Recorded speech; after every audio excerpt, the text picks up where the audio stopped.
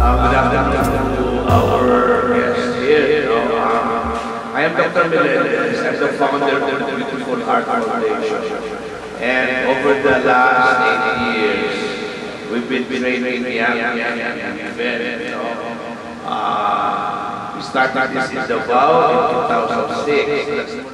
Itong programang ito, nung nagsimula ito noong 2006 sa Davao, nung nahanap ko yung mga college student, high school graduate, college dropout na walang ginagawa, nagsasayang ng oras kung saan lang pupunta.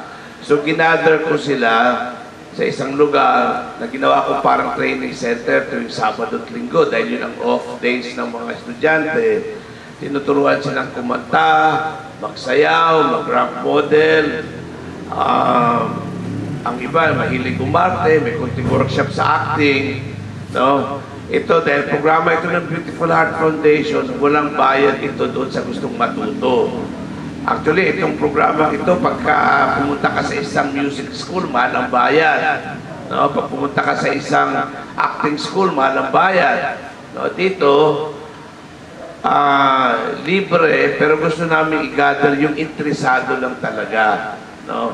Ang point dito is para ma-develop yung kanya-kanyang personality. Kasi ang problema minsan sa kabataan, do maganda, may itsura, pero mahiyain. Hindi ba mahina ang loob, no? Para ilabas yung God-given talents sa pagkanta, sa pagsayaw, sa pag-rap model, sa pag-acting, or even public speaking. No? Malaking bagay yan dahil minsan hindi na natuturo sa eskwelahan, di ba? Yung ganong klaseng personality development. So ito'y doon sa interesado, nakitaan ko doon sa Davao. Halos nagsimula ng 2006, natapos kami noong 2010. No, 4 na taon, yun din yung pagkakapanahon na meron akong television program.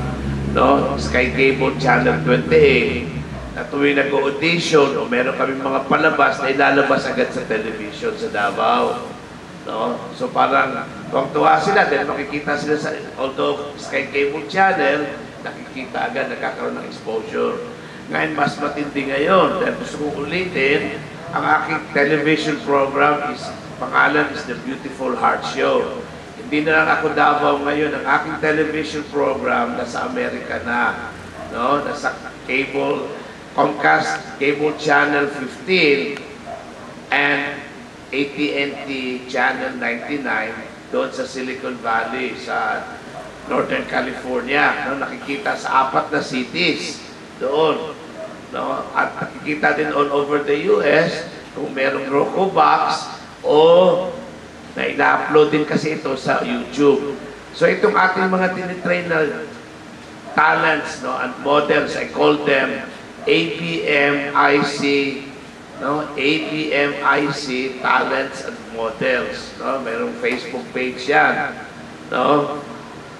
Na other than na de-develop yung kanilang personality, may chance pang baka naman isang araw may makadiscover, may makita sa YouTube o sa television, magtanong kung sino yung isang talent at model ng grupo ninyo, no?